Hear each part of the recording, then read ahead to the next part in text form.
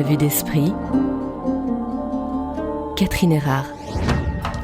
La sociologie des religions s'intéresse de près aux questions de la sécularisation, du retour du religieux ou encore du repli identitaire. Nous vous proposons toute cette semaine la rencontre avec un sociologue des religions, Olivier Bobineau, qui a fait de son engagement un sacerdoce. Une série proposée par Pierre-Yves Moret, la réalisation est signée Jean-Claude Gailly. Bonjour mesdames et messieurs, ravi de vous accueillir pour cette nouvelle série d'émissions, une série que vous nous proposez. Pierre-Yves Moret, bonjour. Bonjour. Olivier Bobineau, la sociologie comme sacerdoce, c'est le titre que vous avez donné à cette série à vue d'esprit. Oui, parce que vous l'entendrez au fil de la semaine, Olivier Bobineau, c'est un homme qui défend l'engagement et à plusieurs points de vue. Nous allons cette semaine donner place à ses idées, mais aussi tenter de comprendre le parcours de cet homme et ce qui l'a amené à devenir un sociologue des religions. Et j'ai titré la sociologie comme sacerdoce, c'est moi évidemment qui ai choisi ce terme, c'est pas lui qui l'a nommé tel quel. Et ben c'est parce que Olivier Bobineau a quelque chose d'un prêcheur. Il aurait d'ailleurs pu devenir prêtre ouvrier, c'est ce qu'il nous dira cette semaine. Alors quel est aujourd'hui son enracinement professionnel? Enfin, dans quel milieu est-ce qu'il a travaillé comme sociologue? Alors il a différentes casquettes. Il est membre du groupe Société, Religion, Laïcité de l'École pratique des hautes études à Paris. Il enseigne à Sciences Po. Il était l'un des responsables de la formation des imams, une formation lancée par l'Institut catholique de Paris, fonction dont il a démissionné il y a peu, nous en reparlerons dans le courant de la semaine. Et d'ailleurs, c'était pas sa première rupture.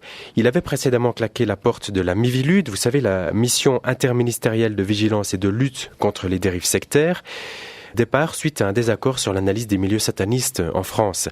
C'est donc un homme qui se montre ancré dans la tradition chrétienne et attaché à la République. Et à ce titre-là, il manifeste aussi que son engagement doit correspondre à ses valeurs. Donc il est très engagé au niveau français. Est-ce qu'il a travaillé uniquement en France, sur la réalité française? Alors il travaille spécifiquement sur la réalité française, mais pas uniquement. Il essaye de comprendre la place du religieux dans nos sociétés, alors que le lien social n'est plus d'abord garanti par ce facteur religieux.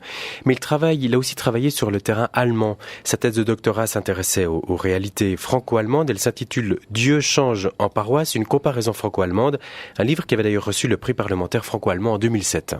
Vous évoquiez tout à l'heure des recherches sur le satanisme. Ça veut dire qu'il s'intéresse aussi à des milieux très marginaux. Oui, il a publié un livre sur le satanisme. Il s'intéresse aussi aux sectes ou aux questions de la prostitution. Ses travaux principaux portent toutefois sur le catholicisme et sur l'islam. Son dernier livre s'intitule « Les musulmans, une menace pour la République », point d'interrogation, un livre coécrit avec Stéphane Lathion, historien et spécialiste de l'islam en Europe, membre du GRIS, groupe de recherche sur l'islam en Suisse, qu'on a déjà d'ailleurs entendu dans nos émissions. Alors à présent, on va entendre Olivier Bobineau. Vous l'avez rencontré la semaine dernière. Oui, je suis allé le rencontrer chez lui, dans la banlieue au sud-est de Paris. Et dans cette première émission, je voulais l'entendre sur des questions d'actualité, sur les frottements du religieux aujourd'hui. Olivier Bobineau. Je dirais que les frottements en Suisse et en France, entre religion et politique, entre religion et société, sont partout là où la modernité vient rencontrer la religion. Là où la religion, les revendications religieuses viennent rencontrer la modernité. A priori, on pourrait croire qu'il y a en particulier l'islam. Erreur capitale. L'ensemble des religions aujourd'hui, prises dans une tendance au repli identitaire, mais on peut l'expliquer sociologiquement, pourquoi il y a ce repli identitaire de la part de tous les individus, mais en particulier du côté religieux. Eh bien, toutes les religions connaissent ce repli identitaire sur leurs fondamentaux, sur leurs écrits. Pourquoi ? Parce qu'il s'agit pour les religions, les cadres cultuels, les religieux, les leaders religieux, mais aussi les croyants, les fidèles, de se rassurer dans une modernité qui les inquiète, dans une modernité où il y a une multiplication des risques, notamment à partir des années 80. Et devant cette multiplication des risques, je peux en citer quelques-uns. Le risque écologique, 86, Tchernobyl. Le risque financier mondial, 87, le krach de 1987. Le risque politique, l'effondrement en 89, la chute du mur.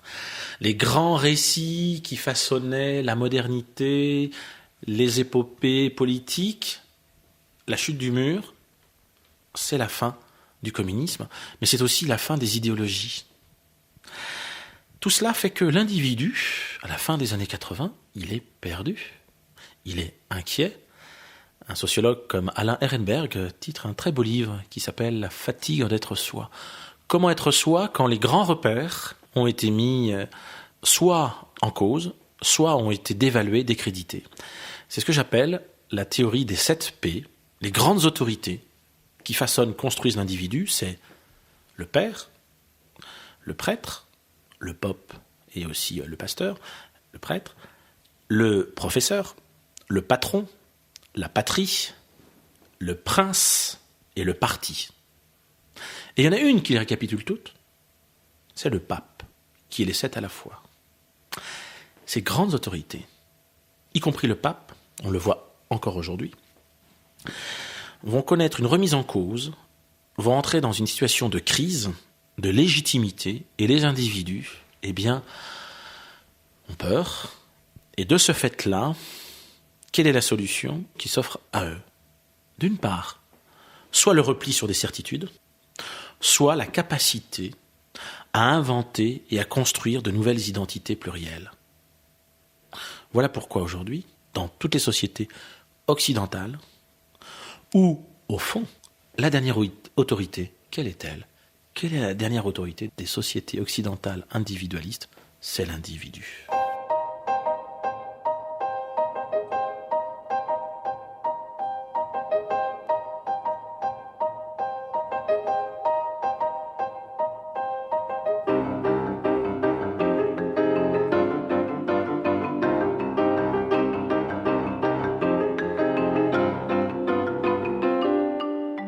Particulièrement pour rester sur la question des différentes religions par rapport à ce repli identitaire et cette question de l'autorité, vous avez cité l'exemple catholique romain avec le pape qui synthétise ces 7 différentes autorités que vous réunissez sous cette lettre P. Chez les réformés, chez les protestants, il y a une dissolution, chez les évangéliques aussi, il n'y a pas une autorité suprême. C'est le cas également dans les milieux musulmans, il n'y a pas une autorité suprême, il n'y a pas un pape qui fédère tous les milieux musulmans qui sont tous aussi empreints de cultures différentes, plus ou moins marquées, plus ou moins présentes.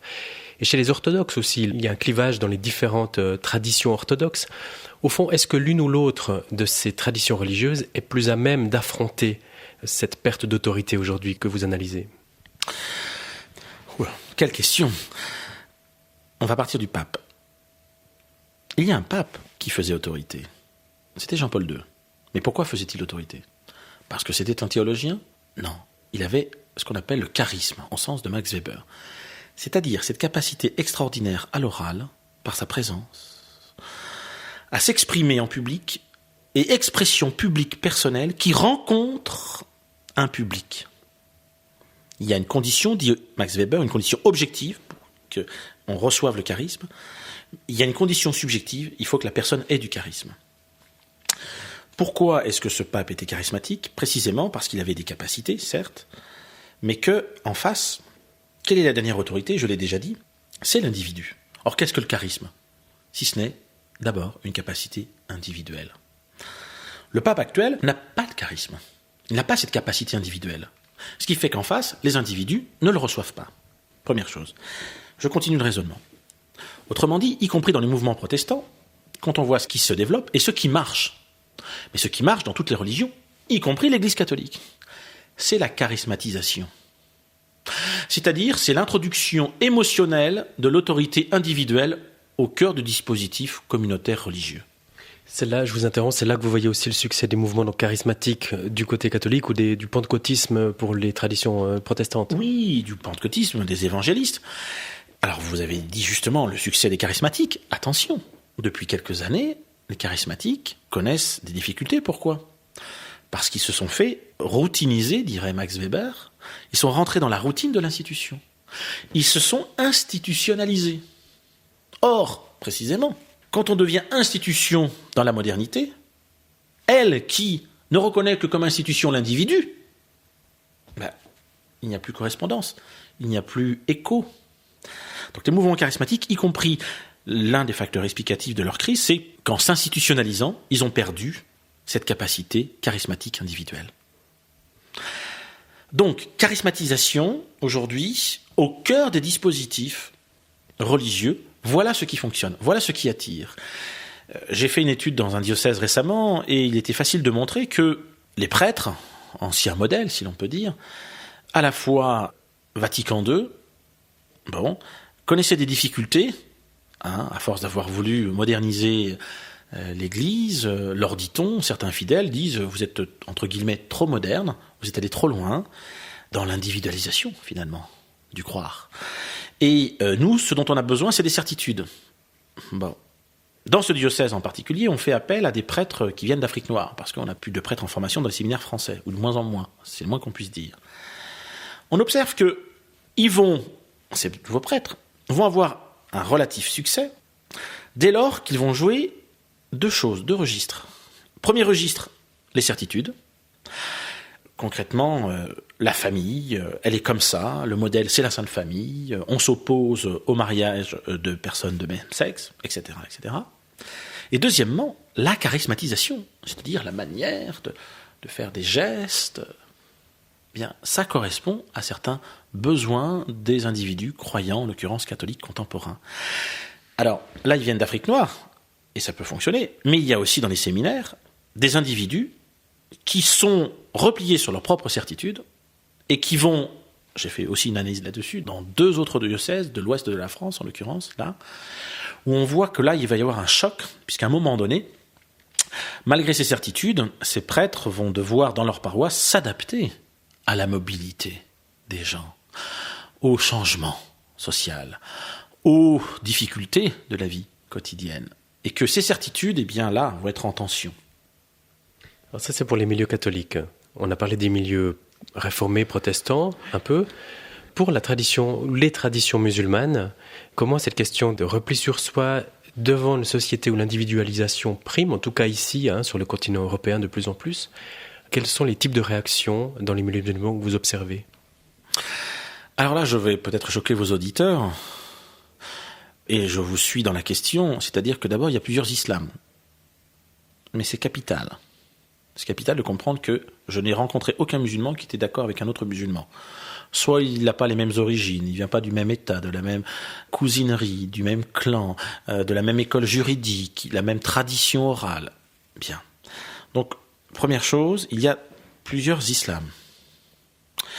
Il y a plusieurs théologies, plusieurs approches philosophiques, plusieurs types de droits, et aussi donc plusieurs types d'interprétations, plusieurs herméneutiques. Dès lors, on regarde comment ceci est vécu par, aujourd'hui, ce que je connais le mieux, les citoyens français. Ce qui m'étonne le plus à ce sujet, c'est de voir comment ces individus, d'abord, sont très bien intégrés, pour la plus grande majorité, 98% des musulmans, citoyens musulmans, sont intégrés, ne posent pas de problème à l'ordre public. Et donc après, la question, c'est pourquoi est-ce que 2% d'entre eux posent des problèmes ? Et notamment des problèmes, et là c'est la particularité de l'islam à mon avis, notamment depuis 1989. Depuis la chute du mur que vous citiez avant. Oui.